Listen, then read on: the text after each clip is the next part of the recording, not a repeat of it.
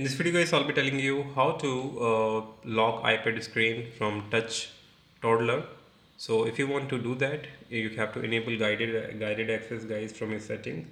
Tap on go to your settings, and from your setting guys tap on accessibility option next to general, and from here you will see the guided access option. You have to enable this option. Once you enable, you have to set the time password, and once you do that, now open an application on which you want to just disable touch. Like I want to disable touch on my Chromebook. Then you have to guys tap 3 times or your home is button 1 2 3. So I have to go back because my application is closed 3 times, and now you have to tap on this guided access.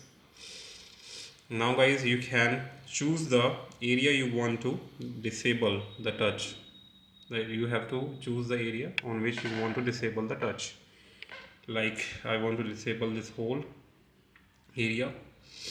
So this whole, now I have to enter this passcode. Once you enter the passcode, so your this area will be guys disabled, and from the touch toddler. So yeah, this is how guys you can do it. Hope you like it. Subscribe for more video. Till then, bye bye.